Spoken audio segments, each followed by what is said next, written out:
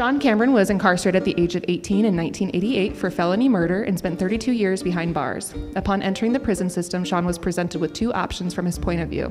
He could either get busy dying or get busy living.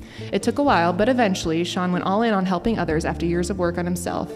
Since his release, he has revisited the Idaho Minimum Security Prison on many occasions, also called the Farm, sharing with others his journeys, discoveries, and challenges. He is a peer support specialist in Twin Falls and a Free to Succeed mentor. He is creating a podcast featuring interviews with previously incarcerated men and women discussing their journeys and challenges, and we'll talk a little bit more about that at the end. And he is also developing a nonprofit benefiting children with incarcerated parents to participate in extracurricular activities through their schools and in other areas of the community, as well as higher education. So welcome, Sean. Thank you. Yeah. So as you and I,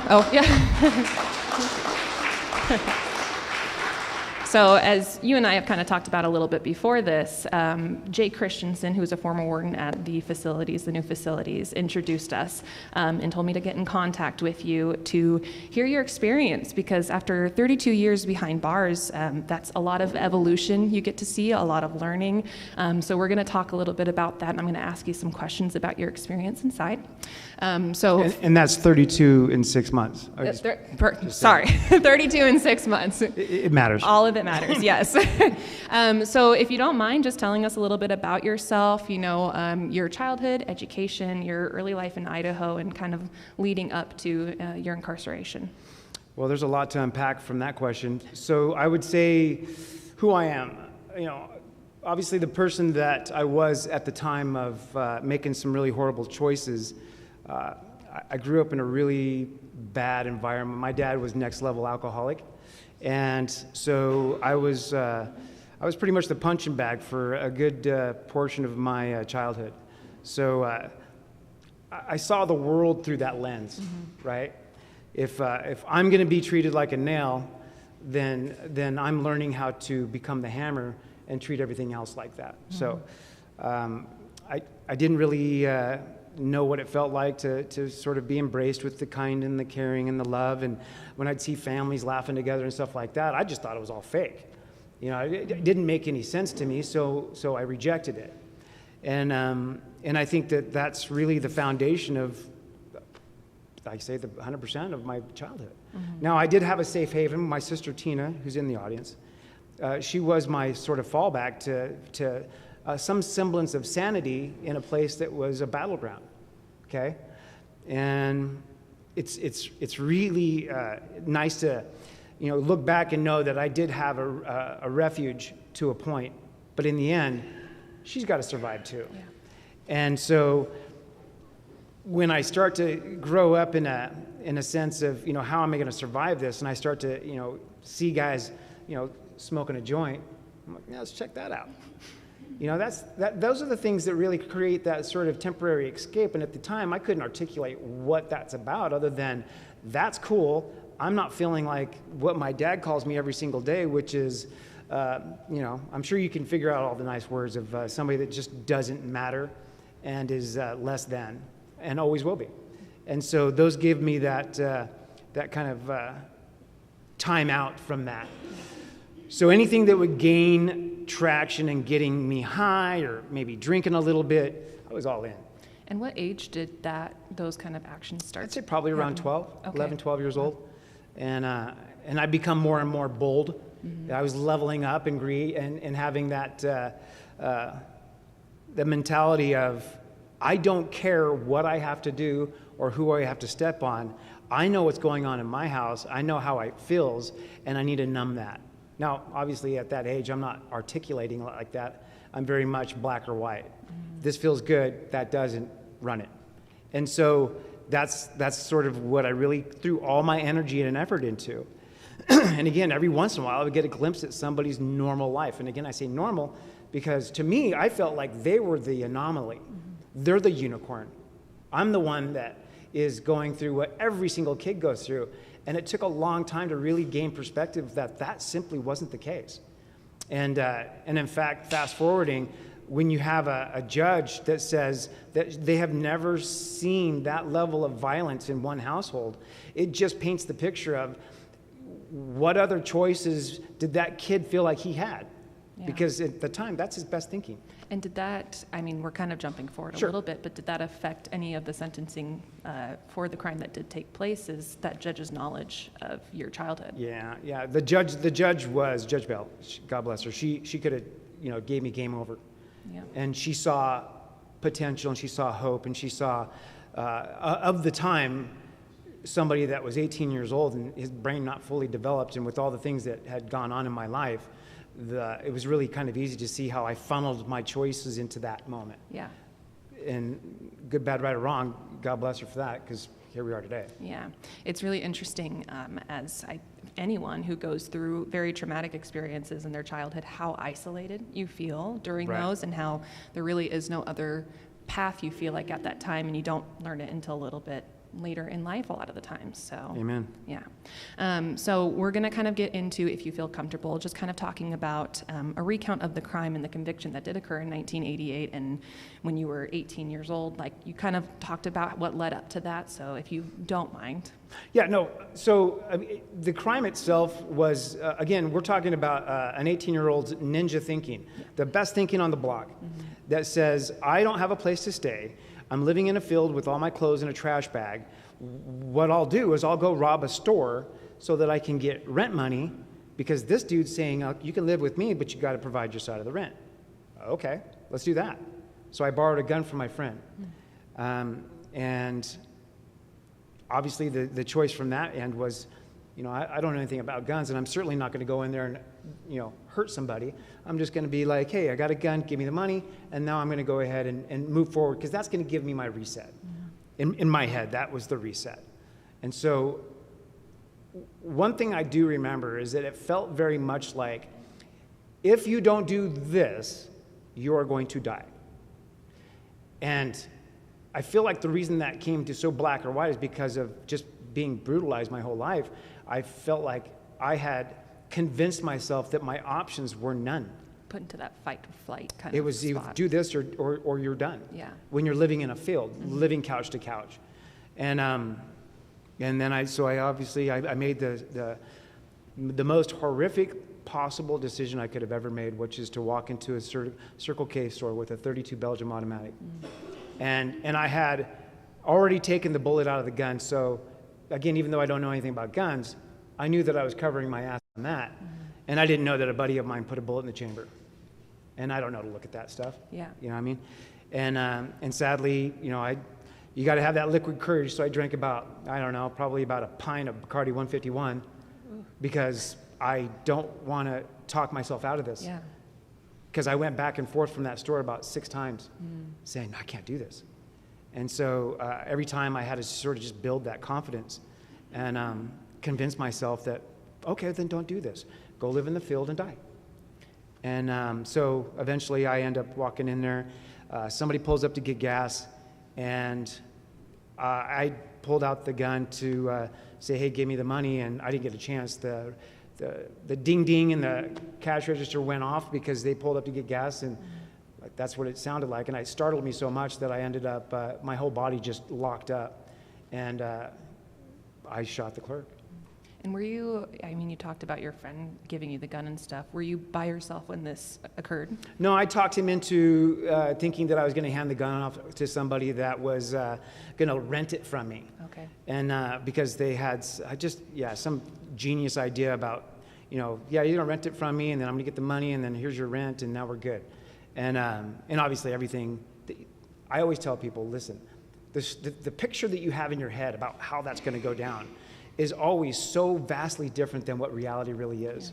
Yeah. And that was my best thinking, and it shattered every single idea of how I saw myself and the world around me, and it was in an instant.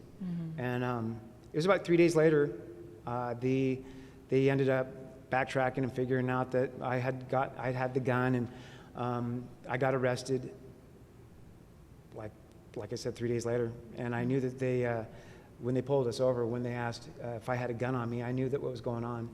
Yeah. And so during those 3 days, if you can think back to that, like what kind of thoughts were going through your head during that time? Yeah. Well, I know that there was a part of me that wanted to run. There was a part of me that wanted to I actually had a plan where I was going to dive into the Reidenbach Canal because you can't get out when the water's high, and I was okay with that. So I was thinking of ways out. Yeah. And I was what I always call, I was too scared to really go that direction. And then I was thinking, I'm the smartest guy in the room, so I'll absolutely just outsmart this whole situation, right? Yeah. Obviously, that's not the case, but that's the direction I took. And again, then eventually 3 days later, they end up arresting me. And at the time, I had been doing all these burglaries and all these, grand thefts and all this stuff that I'd gotten away with because they didn't have my fingerprints. Yeah. And once they found my fingerprints, it was unbelievable to see them go, "Oh, you're the guy." So were there other crimes then? Oh, that so they many. had been Yeah, on you? they Okay. they had racked up over 37 years in felonies and all this other stuff that eventually they dropped as a plea bargain goes. But I know this. While the first, entering into the jail for the first time, I could not have expressed to you how broken I was and how sad I was, and yeah, it was pretty tough. Yeah. Yeah, I can only imagine how that would be. Because I knew what I did. I didn't know at the time, but I knew what I did now, and I didn't know how to repair that. Yeah. Yeah. So.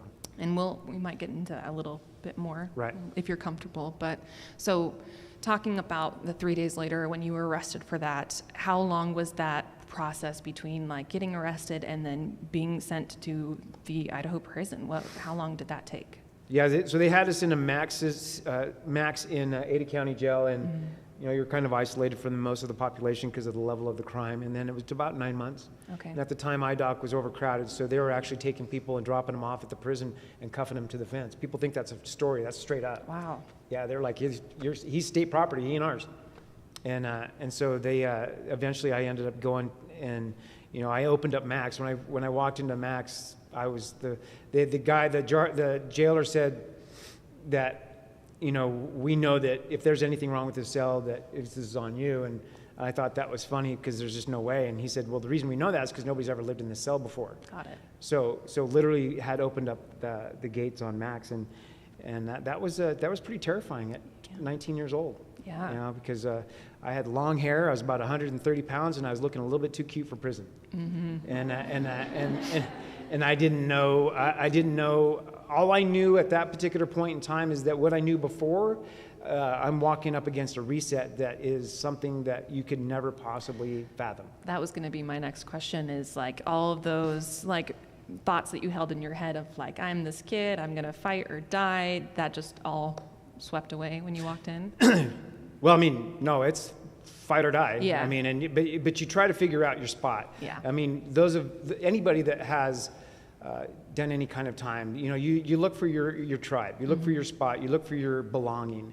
Just humans in general, we do that. We want to matter, we want to fit, and in that environment, as much as a shit stick as I was, I still didn't feel like these guys are stone cold killers and bank robbers and child molesters, all the things that you can think of. These are my new neighbors, and I didn't know how to make that make sense. Yeah. Other than just don't get in a train wreck, because I've had friends of mine that are really close that said, you know what, I was the guy that basically said, let's do it. I want to show you what I got. Yeah. And I was the guy that just wanted to be left alone and try to figure out how I was going to find my spot. Yeah, so that's really interesting. So kind of leading off of that, so what did that intake process look like? You kind of just talk about that going into Max, but then also what did the first 1 to 5 years look like for you? That's something that you sent me a bio before this, and I read through the whole thing, and that's something that you kind of highlighted is it took about 5 years. So what did that look like until you started seeing some changes? What did that look like for you? Well, I know with Seven House over at the main yard, when you walk in there, it is the primary RDU, which is your intake. And they had me stripped naked through a bunch of powder on me that was like a D-lice. And I put my boxers on, and I'm walking down the tier holding all my stuff. And they're all the old-fashioned jail cells like you'd see here. All the gates and stuff. And so that was my day one, and that was terrifying because I just knew that I had been groomed while in the jail, that if anybody says anything to you or challenges you, or, you know, they try to take your shoes or whatever it is that they try to do, it's go time. Because you have to establish that right now. And I grew up fighting my whole life. You know, my dad would beat the hell out of me, so I'd go to school and, cool, now you're it. And so I wasn't afraid to fight, but these are grown men. Yeah. You know, I'm 19 years old. These are guys that are 40, 50 years old that are just like grizzly tough, that are hardened. And so, yeah, I was coming up against that. And so the one reason I mentioned this is because it stands out where a guy, Frank Manzanares, comes up to me, and I don't know him from Adam, and he says, you know, he's a bigger Hispanic guy, and he says, hey, man, those are some nice shoes. And I go, yeah? Why don't you try to take them? Ooh. And he goes, what? And I'm like, yeah, why don't you try to take these shoes? And he's like, what are you talking about? And I'm like, what do you mean, what am I talking about? And he's like, anyway. And he walks off, and I'm like, the freaking hell? So at that moment, I'm going, I had been groomed in a way that they understood, whereas I'm fast forwarding 20 years from where they did time, and even though those things were very much real, it clearly needed to be watered down, and I didn't have a gauge. Yeah. So I was in full tilt mode on it's go time, and it took a while for me to be like, okay, this isn't that place. Yeah. So as the first 5 years go, trying to navigate being around the guys, the grizzly, the old timers. They kept telling me, don't spread yourself out so thin. You're talking to everybody, you're being friendly with everybody. And I'm like, well, yeah, because I got to figure out where I'm at, and this is my new home. And that's where I remember one of the guys was like, you know what, just get involved in sports. Because where I was at that time, sports was everything. Imagine walking into an environment where you can either go and be the guy that's getting high all the time and getting in fights all the time, or you can be the guy that is playing sports, and those were the all-stars. Those were the guys that everybody looked up to. Those were the guys that everybody wanted to be. And it felt a little high schoolish. Yeah. And I didn't play sports at all, so I didn't know what I was doing. So I walked into that environment being like, cool, let's run that. And I was playing both sides of that. I was still getting high. I mean, bottom line is that 19-year-old kid mentality doesn't stop simply because my life has changed. Yeah. I'd like to say that there was this bright light and this epiphany that took place, and then all of a sudden I was a changed man. And that's just simply not the case. I walked that road for a good long time before I had to make that choice. And a part of that road was sports, and it was very much, sports kicked the door down on me being able to see a potential in myself, a discipline in myself, and an investment in myself that I had always been told that I would never equate to. Remember, my dad's telling me I'm no good, I will amount to nothing, I'm worthless, and it just, there's no value in me. And then all of a sudden now I'm coming up against something that says you have a whiteboard and you have the potential to change that perspective. Now, obviously, I'm not articulating it like that, but that's eventually what it turned out to be. I learned more about failure and success than in anything else I did in my time. Because of the devotion that I had. If you want to be involved in something, you have to figure out what you're made of. And you're not going to be able to tap into that until you feel the kind of urgency and pain that really has to strike home. If you knew that you had cancer and you could do X, Y, and Z to kill that cancer, you would be all in. That was me. I had to be all in because I just knew that this was different than what it was prior to prison. How long, well, I have a couple questions to go off of that, but how long of playing sports did it hit? Was it like the first time you did it, or was it like, okay, I'm getting into a rhythm of this happening now, I see the change? Yeah, no, when I first started, I was retarded. I was, and sorry about, cognitively challenged. No, I was pretty stupid and didn't have a clue what I was doing. I was making an ass of myself. People were laughing at me, and I was a silly joke. But I knew that there was potential because when I'm in the outfield throwing the ball on a rope to home plate and it was going through that dude's mitt, I was like, well, maybe there's something there. Because those dudes were astonished. Yeah. But I didn't know what I was doing. I was really silly. So knowing that there was a potential there, I was going, okay, so cool. Here's what we're going to have to do. And this is no joke. I did this for forever. I'd get up at 8 in the morning, go to breakfast, go back, yard movement, go to the gym, go outside, take grounders, take pop flies for 4 or 5 hours, go back, go get counted, go back to the gym, go to dinner, and then just keep doing it until I was doing it like 8, 9 hours a day. Every single day for 5 years. Wow. And that's when I started to see, just like in anything else, when you start to see a glimpse of progress. You know, when you go to the gym, you start working out, you're like, well, that ain't working. Yeah, you just did it for 5 minutes, dude. Give it a second. Yeah. That's when I started going, oh, okay. So I'm not overthrowing first base every time now. That's cool. You know, you start to see these little leaps, and eventually you start to see these large strides, and then eventually you can see where you need to be and what you can do. The discipline that goes into that, from a guy that's 19 years old trying to rob a Circle K store to a guy that's getting up every single day, grinding it out in a thing that he knows nothing about, sucks. It sucks. But when you start to see progress, you're like, oh, this might be okay. Yeah. Because I really did see that as a life preserver. Because while I'm doing that, I'm not getting high. That I was going to ask, Right. like, when you started that routine, were there still moments of being mixed in, like, I can do this for sure. and get high? Absolutely. And then there was a change Absolutely. in that. No, yeah. for sure, yeah. But I also saw that it affect my game. Yeah. And when you're all in on something, you start to really kind of focus in on what's going to help you instead of hurt you. And having that addictive, that, you know, alcoholism and being a drug addict, those are the things that were always lending you towards what you want, your feel good. And now it was being a detriment. Yeah. You know, I go all of a sudden play a softball game, and I'm loaded, and dudes are looking at me like, well, we know that's not you. And so, and then now you start to really, and then you start to feel embarrassed by it. Did you feel like there was a lot of that accountability from the people that you played with too, of like, you know, you're acting different during this game, that kind of like being held onto you with that? Yeah, you can, anybody that ever played with me or been around me knows that back then we were not shy saying that you're blowing it. Yeah. And we didn't say it nice.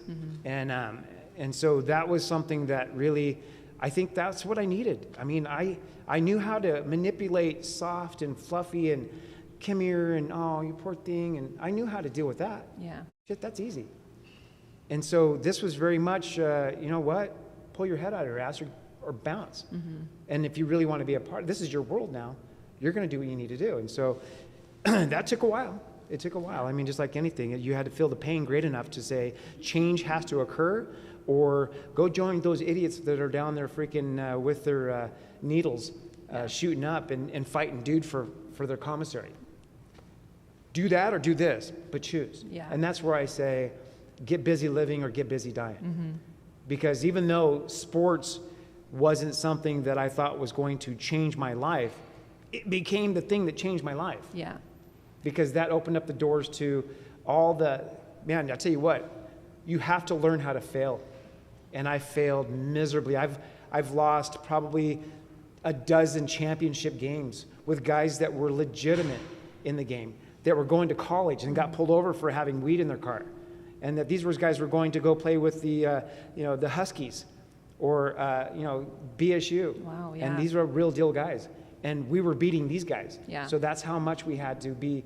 And so, yeah, that was a very interesting thing, to lose the championship game on multiple occasions, because most people just retreat. Yeah. I mean, it's an easy thing to say, well, done with that. And all I could hear was my dad telling me, please quit. Because everybody already thinks that you're a piece of shit, no good, whatever. Please quit. And then I remember my sister telling me, hey, listen, the devil's on the sideline clapping every time you make a mistake. Please surrender to that mistake. And I was like, nope, that ain't going to happen. Yeah. And So- was it just baseball that you did, or football? Baseball, or? for all the sports. Okay. And you'll go from one season to the next. And even though I wanted to pretend like I was a great basketball player, I suck, but I did We learn. can play outside yeah, after yeah, this. listen, I had 5 fouls to give, and I wanted to give them away. Yeah. So I would go in there with the intention of saying, I'm just going to foul the shit out of you. But, you know, I do my best, and that was fun. And, yeah, they would have BSU come in, and these guys are huge. And they'd be like, hey, Sean, go in there and take that big guy. And my only job was just to rough him up and scare him. And, you know, this guy's like 7'2", and he's just like, you little boy. But, you know, at the end of the day, it was always into the next sport, next sport. So the mentality that I had to have in training myself for softball started to spill out in every aspect of my life until all of a sudden I'm introduced to programs. Yeah. When I have a buddy of mine that I get into a fight because, you know, somebody tells me to do an out pattern and I do an in, and he gets upset with me to where he finally calls me a punk. And I don't remember my uncle telling me, if anybody ever calls you a punk, don't even talk about it. Just go up there and hit him. And I'm like, okay. So, God, what an idiot. So anyway, dude calls me a punk, and I'm like, I'm sorry, what'd you say? And I walked up to him, I hit him, he goes to the ground, and his name is Tommy McPhee, I hope you're listening. He great guy. He tried to get me to go inside, because this is the guy that's the boxer. He's the guy that trains everybody in the boxing program, and he's like, let's go inside of the boxing. And I'm like, you're retarded. I ain't going inside. I know that the towers are gonna save my life when you start whipping my ass, so I'm staying right here.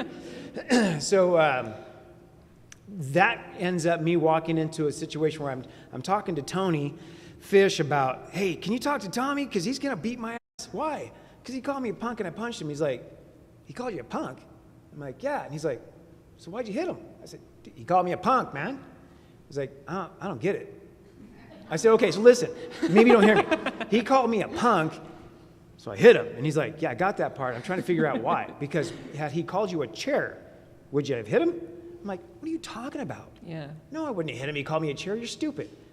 And he's like, yeah, that's how stupid you are.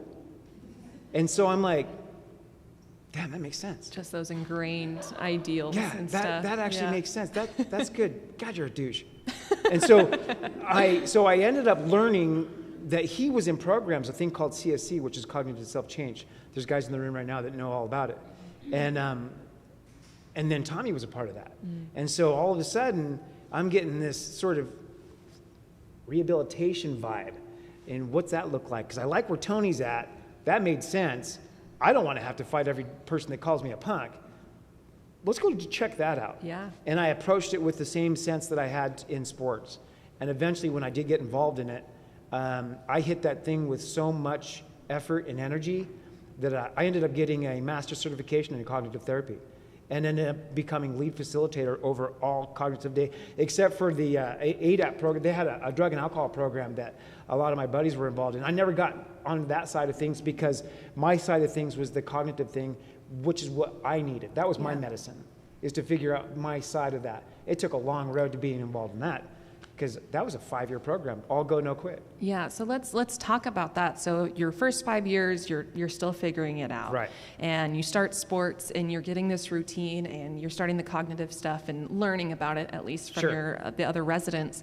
So what other programs did you start to get involved in while you were there? Any mentoring or the cognitive? Right. We've talked about you were painting a lot in there too, and like what kind of help, like how did that help you? And if you just want to talk about all of those different programs and how they became available to you and the changes that they made and the help that they provided.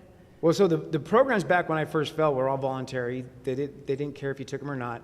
Sometimes guys would go to board and they'd say, hey, bring us a CSC certificate, phase 1, whatever. And so that was that mentality. And I approached that the way I approached that with trying to fix myself, because I knew that there were things that they were doing that resonated. And the main thing was really slowing down my thinking, because I was very emotional driven. So, my feelings dictated my direction, not my brain. I was very much E over I, which is, emotion over intellect. I still at that, and what is that? I'm a 30-year-old guy in a 7-year-old mentality. And I really liked the idea that this was going to be something that was going to suck, but I had a feeling that this was going to be something that's going to really add to the element of adding value to the lives of others. And can you remind me, how old were you at the time that you started the cognitive therapy? I'd say that it was probably around, I'm going to say probably 1996, 97. Okay. So 27. Okay. Yeah. So even though I was born in 1970, even I look like I was born in 1990. I get that. It's not a big deal. So it's, don't make it weird. So I feel like that was the perfect age for me. Yeah. Because, God's good.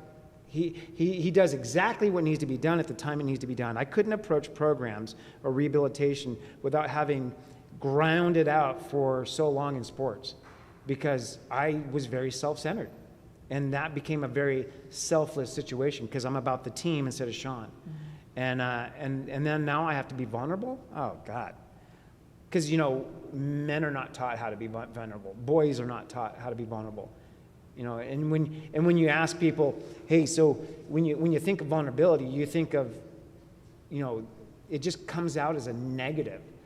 And unfortunately, that was the mentality back then. And so, and it took a long time to really sort of submit that I need to really just rip open everything that's going on inside this kid, young man, and take a solid look at it. But I got to do it with everybody looking at me. I mean, you're doing it right now, too. And that just sucks. Yeah. Right? Because it's, you hear the voice in the back of the head saying, retreat. Because only bad things come from that. Because when I was vulnerable with my dad, the result was waking up 3 hours later. And so if your whole childhood is spent on the ground, right? Mm-hmm. That's the direction that I always thought that was going to take me, but it just didn't. It was funny because the staff there, and these are the best of the best. And I'm not taking anything away from staff today, but these were the guys that were ex-drug addicts and alcoholics and have figured their shit out and now are working for IDOC and are in the trenches with us trying to really uncover some brutal stuff. And the programs that were available then were the ones that made you talk about your crime and made you talk about the bullshit that you try to feed everybody around you in manipulation and the stuff that is going to seriously make you say, yeah, this is really me.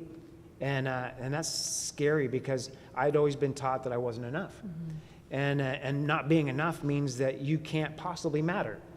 And so you really start to try to figure out how to manipulate the process. But the staff were way slicker than I was. And every time I try to do that, they'd be like, yeah, that's great. Do me a favor. And I'm like, here we go. And it was always that. Yeah. It was always them getting, because they knew that I was really, that was my element. I walked into something that I did not know I was built for. And so I had the material there, I just didn't know how to use it.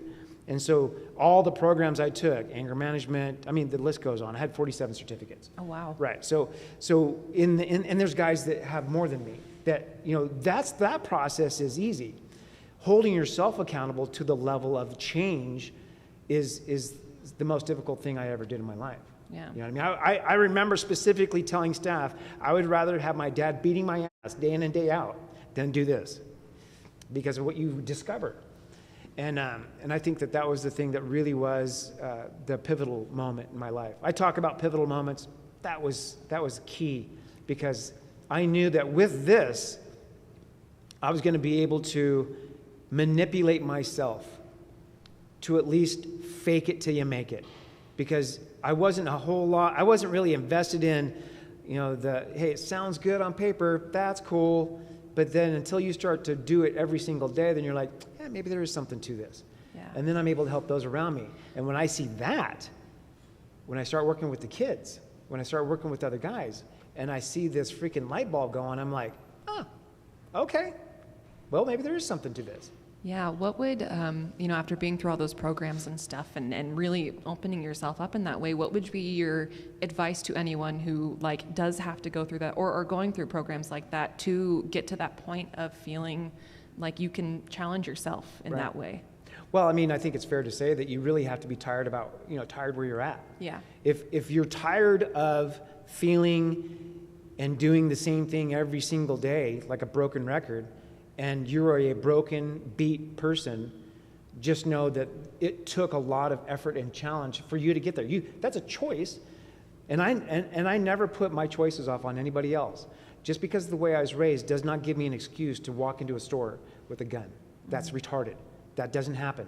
That's completely unacceptable. Because I can guarantee you there's plenty of people in this room and outside this room that had worse than I did and made amazing choices. to do amazing things. But I needed to go down that road for whatever reason, and it's sad and it's unfortunate. But when you get tired of where you're at, all you have to do is get up and choose something different. And it's not easy because you have to really get honest with yourself. And being honest with myself, I had to say, I don't want to feel like this anymore. And hitting that rock bottom. And what really motivated me is when I started giving my knowledge to other people. Maybe half my foot's in the water, I'm giving, and every day I'm getting a little bit more invested in the fact that this is my spot. Yeah. And I start to see, now they're getting involved. Now they're saying, I want to do that. Because now they're feeling the impact. So those are people that are struggling with, do I want to do this? Do I not want to do this? You can't be your best version of yourself living a lie. And you are not built to be somebody that hurts others or takes from others or is not adding value. Bottom line. So if you're living a lie, find your truth and let this process take effect. It's a sucky ass process. I had to grind it out in sports every single day for my whole life. Wouldn't it have been nice to be able to walk on the field and be like, yeah, I'm here. Yeah. Yeah, that's just not a thing. Yeah. And especially in recovery. Every single day is getting up at 8 a.m. when everybody else is sleeping and knowing that your sobriety is begging you to make a mistake because it loves when you are sitting doing the things that is going to take you out of where your full potential is. Yeah. And I think that's why I get the joy that you get out of giving. I tell the guys that get out, I say, listen, stop thinking about how you're going to make that dollar. Start thinking about how you're going to give back. All that other shit will come, promise you. It does it by reflex. And so the more focus you put in trying to get ahead, you're taking away from the journey of giving back. There's a couple times where I'm an idiot, so I'll go into the dollar store and pay for 20 people behind me because I love the way it looks. And I'll get out of there because I don't want them to see me. Tanil will be the person going, hey, he just did that. And I'm like, listen, shut up. So I do that because giving is fun and it inspires other people to do the same thing. There's no difference in sobriety. There's no difference in trying to, mental health is a huge thing. And especially you just went through prison. You're traumatized. Newsflash. If you don't deal with your PTSD, there's 30 things that will deal with it for you. Yeah. And I think that's really where you want to get motivated. Because the potential in people I see every single day is just genius. Well, when we were talking earlier, one of my favorite things that you said, and you've said in here, is like, I worked hard at making the decisions to be a bad person. So I've got to work hard at making decisions to be a good person too. Well, let me look at it this way. I mean, if it takes you a year to eat all the McDonald's and start weighing 300 pounds, it's going to take you 4 years to unwind that. So the effort has to be twice as much. But I mean, how exciting is it when you make that a part of your lifestyle? And then when people are coming to you, they know you've put in the work. They know that what you say matters.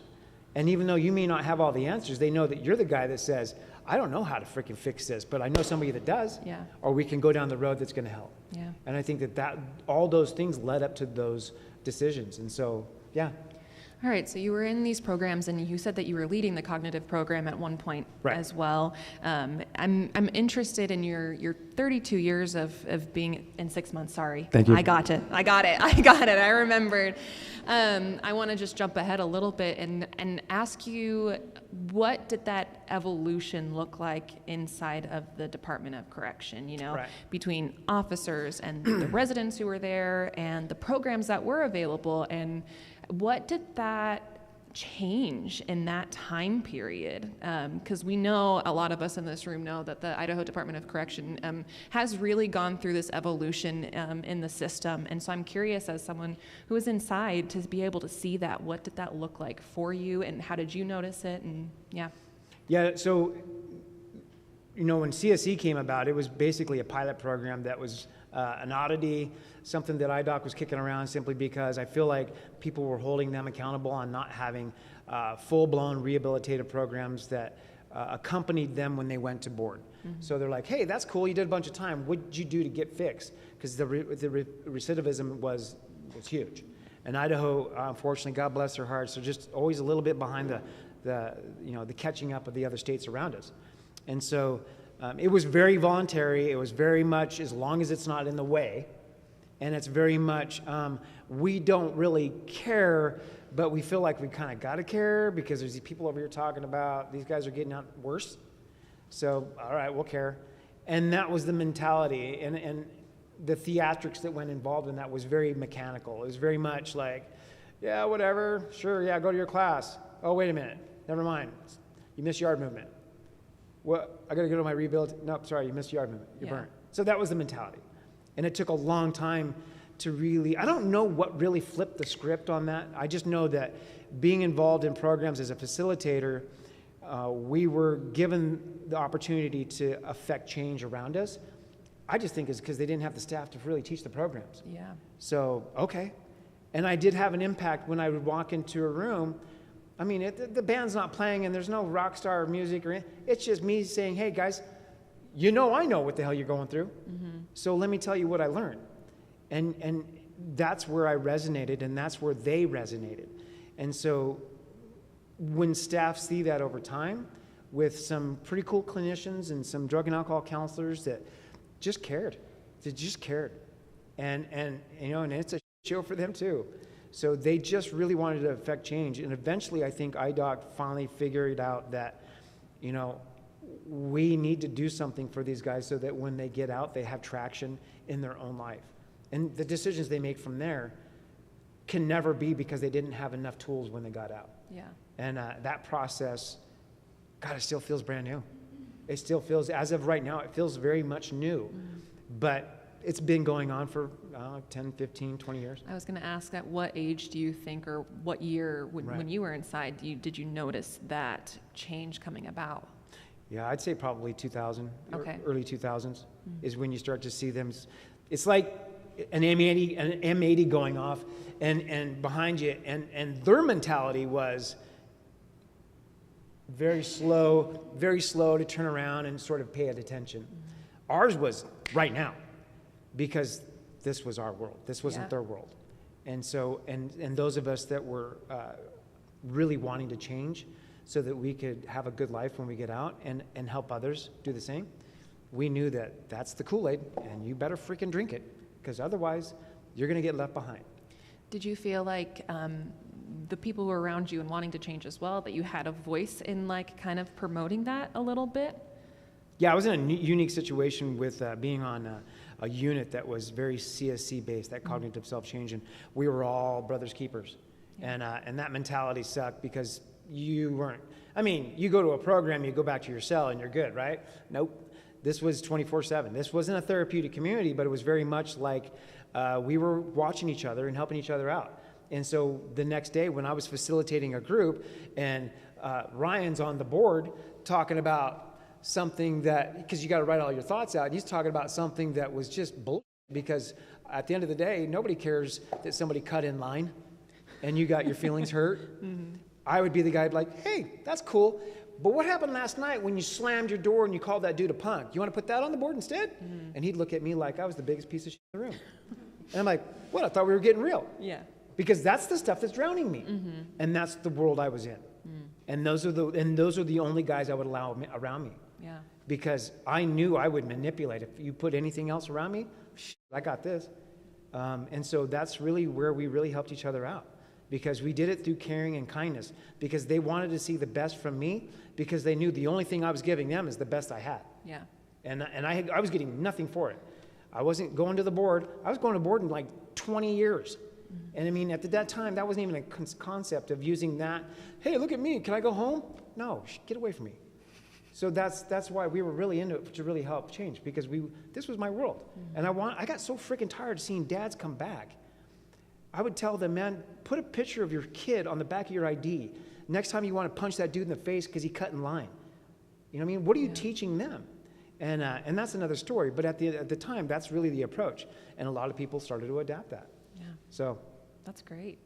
I'm curious about what your relationship with not only like the, teachers and stuff in these programs, but Right. what was your relationship with the guards and the officers, like from when you first came in until getting out? Like, how did that evolve? Did their attitude towards the residents change at all as these different programs are coming about and this evolution's happening? Just a little bit about that.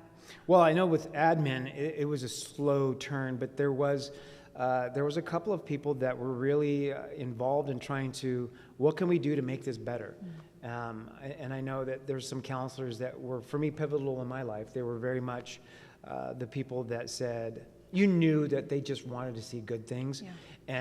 And they knew that they didn't like having to really sort of hold you to the fire on being honest and creating that change that needed to occur, because it's painful.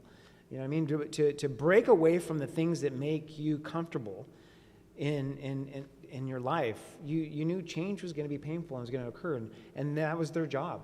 So guards-wise, I would say, just like human beings, some were great, some weren't great, some were cool with, hey, that's cool, you're doing some good things, we see changes occurring, you're helping others, whatever, that's cool. And then there was other guys saying, you know what, good job. Yeah. And then there was others that say, I don't care, sell up. And then the administrator has, Jay Christensen was pivotal on that. He watched me walk in. He started the day I started. Yeah, that's what hilarious. he told me, yeah. Yeah. So and as eventually becoming warden and all the things, it's so weird that I seen him as a free person, and I walked up to him and I gave him a hug. And I'm like, man, that is such cats and dogs in my head. Mm-hmm. But I mean, the same thing goes with Patty Simpson, and there's other counselors that just really made an effort to say, you matter, this is going to suck, let's go. Yeah. And without them, this probably couldn't have taken place, because they had the voice that we didn't. They could campaign where we can't. And I think that that's what was really pivotal, and that's where IDOC really started to get blowback from treating programs as if it was an idea or an afterthought instead of something that had to occur, or there was going to be a huge problem in the community. Yeah. Because no matter what, we're getting out. There was guys getting out from Max. Mm-hmm. And I'm like, so he just spent 2 years in Max, and he gets out tomorrow. That's cool. Sure glad I'm not living next to him. Yeah.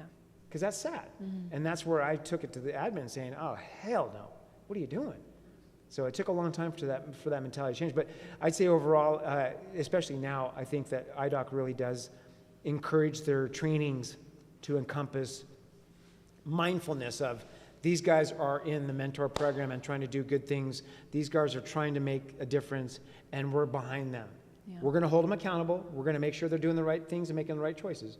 But we're also going to make sure that they know that they have us in the bleachers applauding and being a cheering section where they never had that before. Yeah. And so that's really encouraging. And I got to tell you, that's like catnip for us.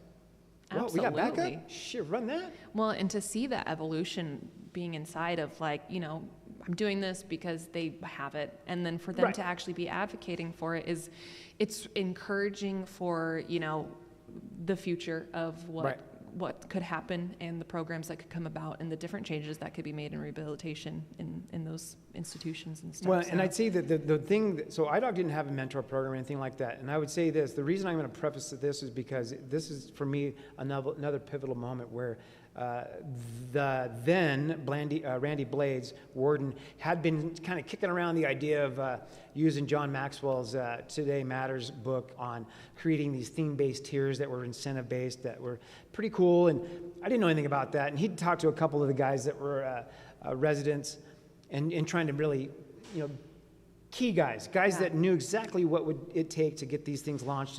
But unfortunately, like most things with IDOC, it sort of gets pushed to the side because we got to deal with X, Y, and Z instead, and that becomes more precedent, right? Mm-hmm. So we were able to circle back around to that conversation that I didn't know anything about with a friend of mine, because we wanted to bring the kids in, because I, at that time, had spoken, because we went out of state a couple times, mm-hmm. Minnesota for overcrowding, and I went to Minnesota and we started talking to just classes would come in. I probably talked to about 2,000 kids about my life inside and what it looked like outside, and much of what I shared with you guys today about, this is who I am and this is what I see and what can we do to help you? And so that became very much the foundation of not getting high no more. Yeah. I'm not doing that anymore because kids are smart. You want to go try to talk to kid high, see how that works out for you. Yeah. Because and they know that if you're walking the walk. And so I use that as inspiration to just say, yeah, I'm all in on this and I'm done with all that. And so. And what year was that for you? I'd say that was probably 97, 8. Okay. Yeah. And so being out of state a couple of times and I don't, I seen so much brutality in prison. Good friends of mine dying. Jeremy Broadhead, 14 years old, kills his dad, doing amazing things to change his life. The lowest contract for IDOC, medical, and they end up killing him. And so those were the things that we talk about evolution. Well, that certainly need to get fixed. Yeah. And it changed my perspective because I'm like, I got to get these guys out of here. What can I do? You almost become a panic because these kids are dying in prison. And I'm fighting against letting it sort of pull me away from my true authentic self because, boy, I tell you what, you watch a friend of yours die, you just want to go get high. Yeah. Because you know how you navigate that, right? Shut it down. Easiest way to do that is get high. So eventually, those things, working with the kids, it does eventually translate. I actually did it on the yard for a while too. And I think that, the crux from that I learned is that this is where you really need to make the differences in the kids' life. And how can you affect change if you haven't done something for you? Mentors are key in that. And so we ended up talking to Randy Blaze about, hey, let's start this, bring the kids into the visiting room and have conversations. And he's like, you know what? There's a lot of red tape that goes with that. How about we do this instead? And somehow he dusted off that idea that he'd been kicking around with some of the other guys. And we ended up having a round table on it with some of the other guys. And unbeknownst to me, that conversation was, had already kind of taken place. And next thing you know, we're saying, green light, let's go. Wow. So I get a couple of my buddies that are like, yeah, I hear you. I'm like, no, this is a real thing, dude. You got to come do this. You got to stop doing that and come over here and check this out. Yeah. And they're like, yeah, really though? Because, we're jaded because IDOC always says they're going to do one thing and they never do. Oh, yeah. And so we end up actually we sat down, imagine this. I think there was like 10 of us with Miss Simpson who got thrusted right in the middle of this, for lack of a better word, shit show. We're creating this mentor program in a roundtable setting. We get up in the morning, go out to the multi-purpose room, and are hammering out a workbook to start this process.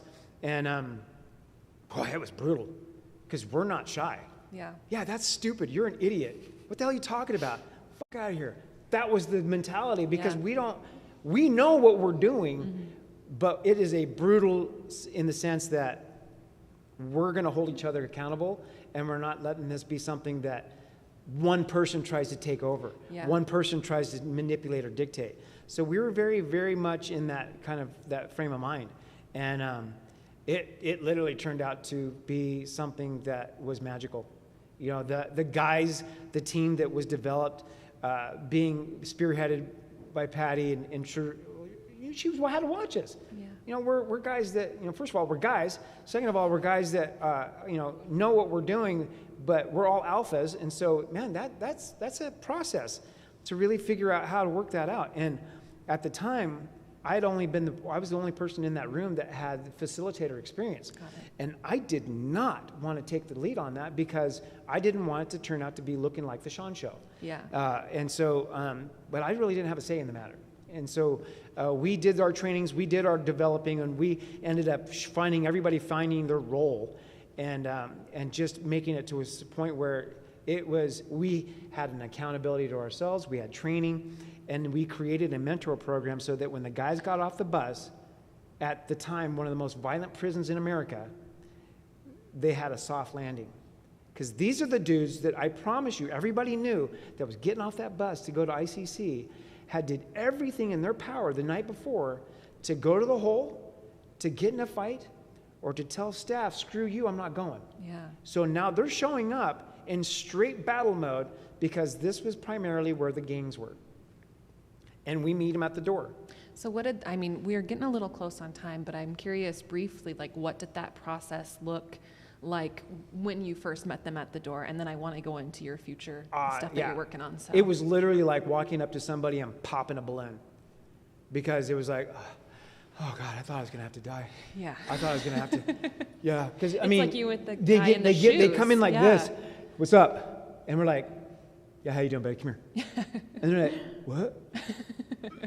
Because they don't even want to. Yeah. It was almost like that. They want to puke because it's just so weird. Yeah. And then we sit down and talk to them about what you're walking into, what you can expect, and who we are, and how to sign up to have a mentor. And the dynamic of that became the flagship for IDOC, not because of anything we did, but because IDOC was willing to say, I'm going to take a chance that staff know what they're talking about when they say this is something that is absolutely 100% effective. Yeah, and that program is still going, correct? Correct. And our friend Chris Shanahan is a mentor in Right. there as well. And Mike Copenhager's the guy that I believe he heads it up. And we just had Michael for our last captivating. There's a bunch of guys that are. I mean, these are the guys that it's like, we're not going to just talk about it. We're going to be about it. Yeah. And so they're definitely following through, and I think it's exciting to see the effect and change they have. Yeah. Because anybody that has been directly impacted by the mentor program, knowing what it doesn't look like, I know what it looks like, and for me, that's something that I'm really grateful that they had an opportunity to let that help them grow towards the next thing. Because it's always the next thing. Yeah. Hey, we're here, that's cool, okay, now what? Well, let's figure out the next thing. Because we want it to always, we want to elevate, we want to level up, we want to evolve into doing the things that add value to the lives of others. That is incredible. So creating that program and getting out, you've been out now for 3 years, correct? And so yep, I'm 3 years old. 3 years old. 3 years old. And I know you're working on a lot. So if you don't mind talking about getting out just a little bit, and then also like getting into these new programs that you're in and the future endeavors that you have. Well, I'd say that the reason I mentioned the following is simply because I have to stay in the flow of giving, so that I stay in the flow of recovery and sobriety. And listen, you got to walk the walk. You're going to talk the talk. You got to walk the walk. And so I still go inside the facilities and we do speak outs, just sharing my story and what I'm bumping up against, because I'm the guy that hits every branch on the way down, and I like to share those things with people so that they can kind of navigate. Oh, well, I didn't know that was going to be a thing. What's that look like? I wish somebody would have been able to do that for me. And so I go inside as much as I possibly can, and then breaking ground on podcast 32 and beyond, putting together the topics, which is going to surround health, mental health, what guys are doing once they've gotten out, what are some obstacles they bumped up against, and how we can best serve them. I feel like the main topic is going to be really hounding on health for anybody in this audience. I'm telling you right now. If you are eating correctly, the depression, the mental health, your body will heal itself. It's just facts. It's just math. And make no mistake, I was the Burger King guy when I got out, because I'm a fat kid. I'll walk up into every single place that, well, I've never had that before. I've never had that before. I've never had that before. Run it.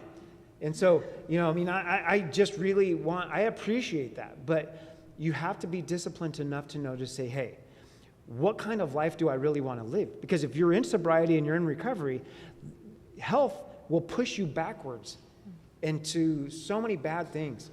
So we'll talk a lot about that, brain health, all those things matter. And then I'm talking about a 501c that really does, we raised $10,000 for kids for Christmas on doing an event with me and Jay in Twin Falls. That was great.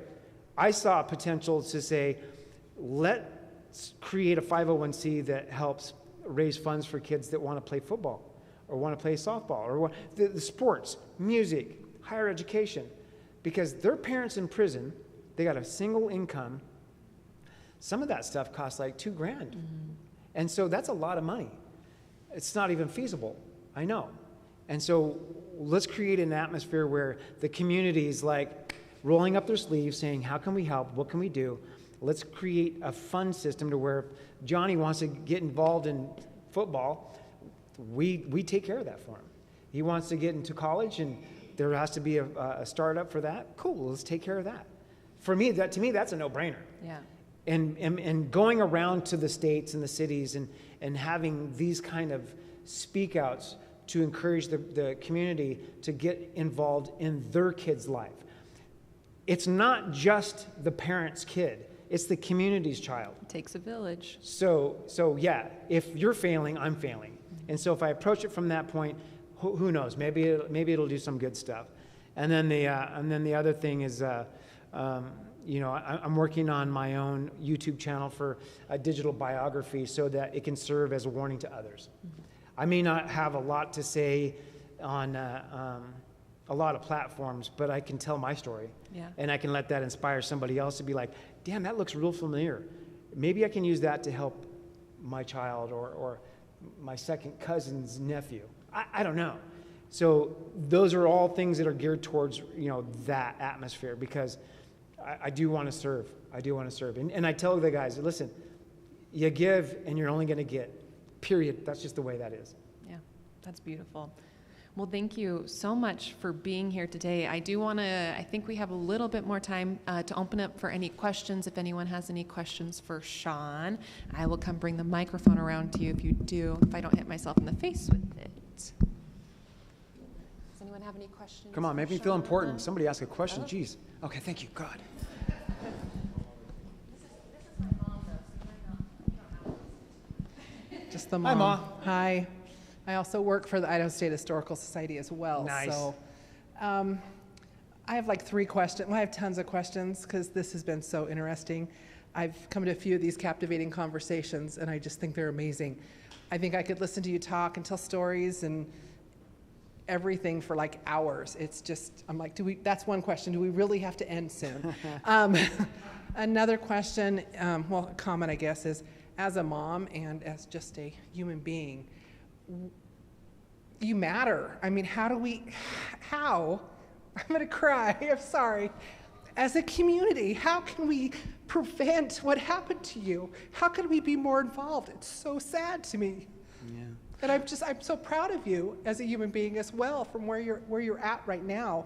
But what can we do to help kids when I've read three stories recently of child abuse, and it was the mother, the father, and their 21-year-old older brother that abused this kid that was 12 and killed them from having them locked up and starving them. How do we, as a community, I don't know, you were somewhat there. What can we do? Right. Well, I'm going to circle right back to around what I just said.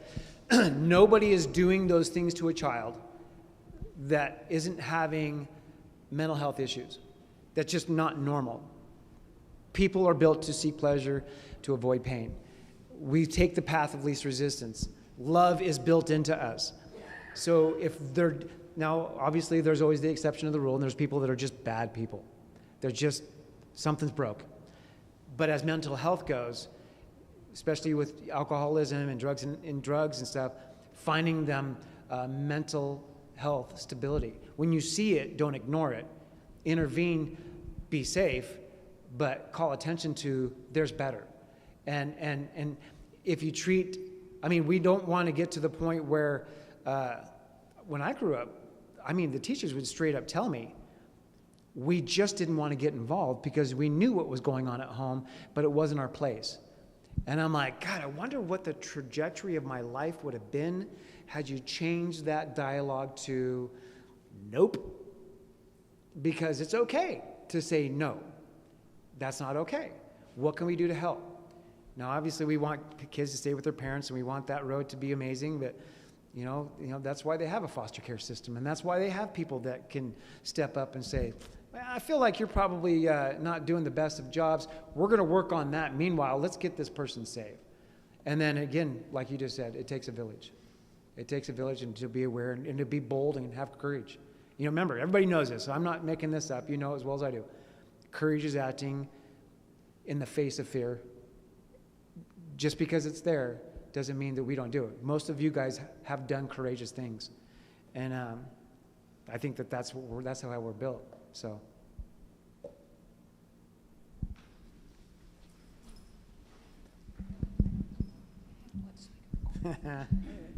So you're from Twin Falls. I didn't know how much crime there was in Twin Falls until I came to prison. And it's like, this is my hometown. Right. How on earth is this happening where I've lived for 40 years? So one of the things that I've talked to my kids about who are all grown are the things that they happened in their schools. Do you speak at the schools too? Because you talk about impacting kids. Right. And if you're going to get the word out to them that if you're being hurt, it's okay to speak up, your story would speak volumes to them. Right.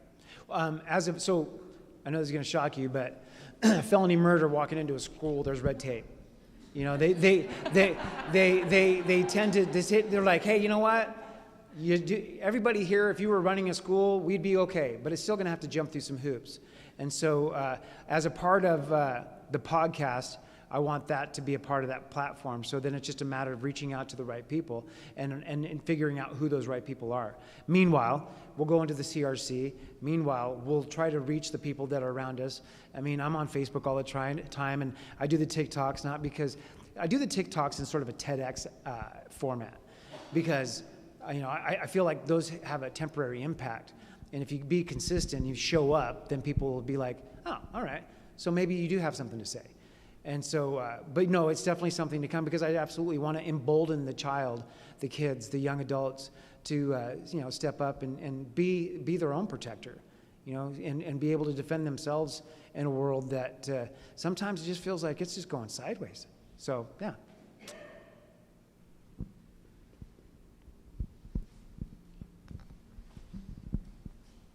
Thank you, Sean. I think this will be the first captivating conversation I'll need to put a language warning on the front of, so I love it. Thank you.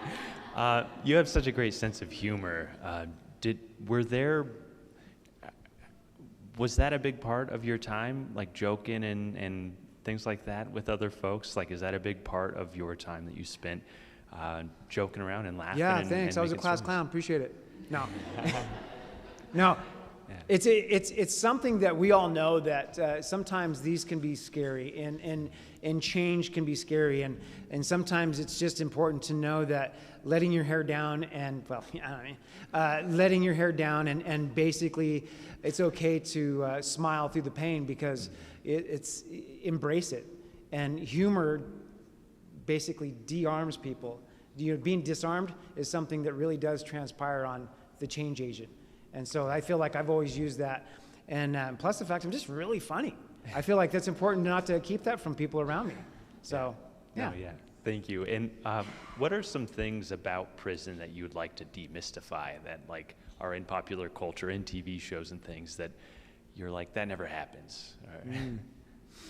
Well, I mean, I feel like the biggest thing that is just sort of, I don't know, Shawshank Redemption feels real because of the time that I did.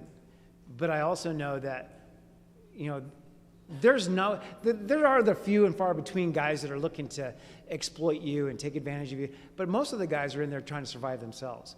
So I feel like that's probably, maybe for effect on, guys running around shanking each other and stuff like that. But this is Idaho. This isn't California. So I can't speak intelligently about the other prison platforms. But I will say that the thing that they get right is that guys are trying harder than ever before to find the platform to do something different, because they're tired of being where they were their whole life. And I think that that's the most important thing, is to find that inspiration. And that comes from staff, because they figured something out, because they're not in prison. Well, not technically. So I think that's something that we really use them as the first mentor that we really get in our life. I guess I should ask again. I have another question. What was, 3 years out, what has been your biggest challenge so far? You say you're in these programs now and you're mentoring, but what was the biggest challenge that you had getting out? Utilizing my refrigerator so that I didn't spoil all the food, because my whole life was surrounded by getting out of a gray box. And then, what's that smell? That sucked. Anyway, so I'd say the little things. But the little things, I say every day is Disneyland. Everything is an experience of joy, even if I have to explain to the clerk why I don't know how to use my debit card. And she's looking at me like I'm a Martian. And then Tennille's going, you want him to tell you why he can't use that? Because he was in prison for 32 years. Ask him why. So anyway, so the thing about overall is really just saying there's so many challenges in front of me, not go down the rabbit hole, not freak out, and not do the fainting goat in the middle of the mall, which is tempting sometimes, because there's just a lot. You know, for all intents and purposes, I'm a guy that woke up from cryogenics 32 and a half years later. And this is not the world I know. The world I know, I was rolling down my window. The world I woke up to was spaceships in the freaking, as cars, and I went ahead and got a job at the dealership, and that was interesting, because they'd be asking me things about the car, and I'm like, I don't know, push the button. What do I know? And they're like, what? Yeah. You don't know? I said, no, I don't know. What's going on? And so, but those are all wonderful, amazing opportunities. So the challenges was simply being patient and knowing that it's going to happen. It's going to happen at a pace that I want to run. I want to sprint, but I also don't want to miss that rose or touching that tree or hugging my girl or smelling the smells that aren't prison, because damn. And I think that the things that really do matter, and taking stock of that, because, you know, the clock's ticking. I'm getting up there, 53, and I don't know what tomorrow looks like. And, that old cliche, tomorrow's not promised. So I really try to make sure that I'm in that, and to never neglect the fact that without a spiritual base, I am nothing. Without God, I'm not here today. Because I promise you, an 18-year-old kid doesn't navigate prison over 32 and a half years because he's got it figured out. There has to be something bigger than him. And I found that. And as a Christian goes, I don't walk around with my Bible and I'm not thumping people over the head with it. I'm just simply saying is that for me, higher power is everything. And then build from that. So, yeah.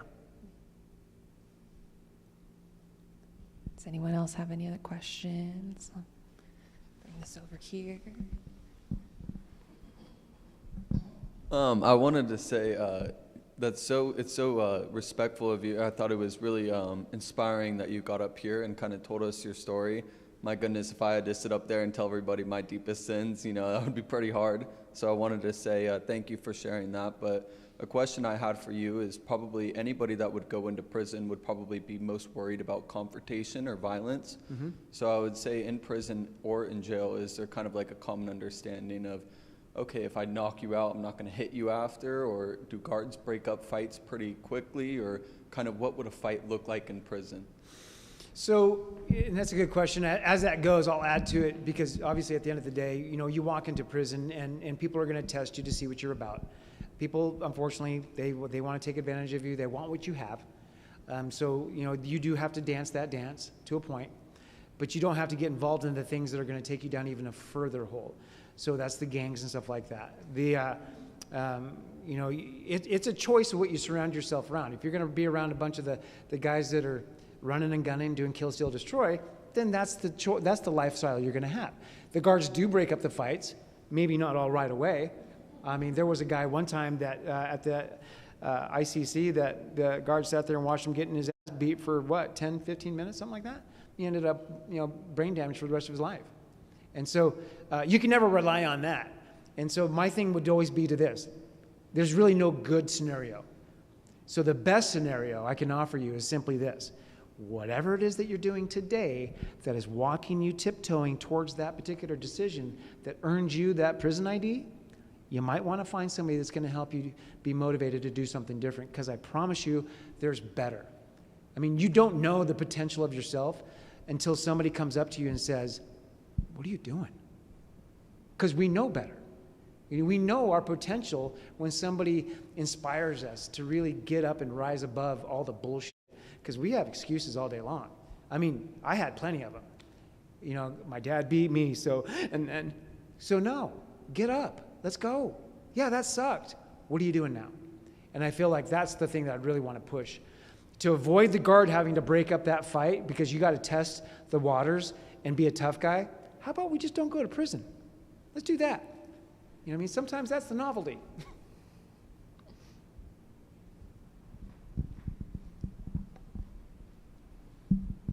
You're in trouble now. Yes, I am. A couple of years ago, when Tennille brought Sean home to our family, Becky and I kind of looked at each other and said, what in the hell is she thinking?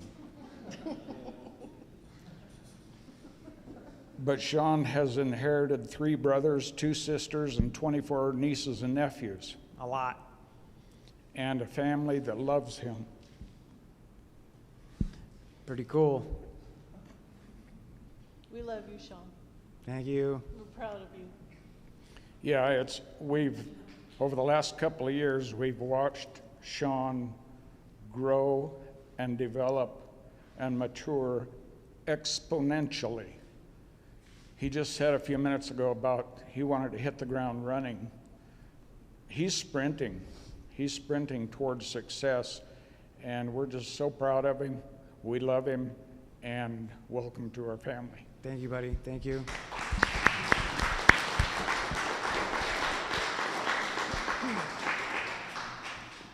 I'd just like to say that Sean walks the walk, that he talks. He's brought good things to our family. We love him, and he's returned that love to us. There's great healing. Thank you, Sean. Thank you.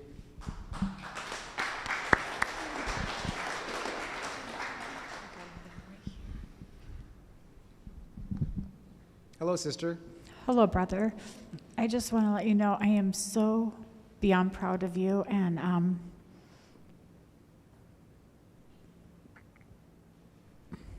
love you. I love you too. Hello. Hi. So I went to elementary school with Sean and Tina and had no idea at the time what they were going through. But I remember being in Rexburg in 1988 at college and watching the news and seeing Sean's picture pop up. And I've just, through Tina, I've watched his story all these years, and I'm just amazed at the way God has used him to help other people. And he's helped me just with things I've gone through. So I want to say thank you, and thank you for inviting me tonight. And I just think you've got an amazing life still ahead. So Thank you. Thank you. Does anyone else have any questions? Yes. Sean, thank you for sharing your message. It was very inspirational. And I was just wondering, what is the name of your podcast? So on the podcast, it's going to be 32 and Beyond, and obviously the crux of that is, what's life look like beyond the walls? Because it's really easy to focus on, what it looks like on the inside, because obviously I know all about that, right? So it's the journey afterwards. And then the YouTube channel is same, 32 and Beyond, and as that documentary goes, that's just basically helping people sort of see the journey that I struggled with inside, and what are some of the things that really took place in my life that gave me those aha moments, that sort of, clarity, and to describe the struggle, because everybody goes through it, and so yeah, those are going to be interesting. Thank you. Sean, is there any last thing that you would like to add before we wrap up? Everybody's time is valuable, so obviously I appreciate you guys taking the time to come out here, and especially in this heat, and obviously pay it forward on the things that you do. You guys are doing awesome. If you're struggling, reach out. If you need to ever get a hold of me or talk to me, I'm an open book, and I mean so much so that my phone number, my email, whatever. I don't have all the answers, but I know what it looks like to be broken, and I know how to find some of the things that might help you out. But continue to add value to the lives of others as you do, and I appreciate you, and God bless. Thank you so much for being here, Sean. Another round of applause for Sean, please.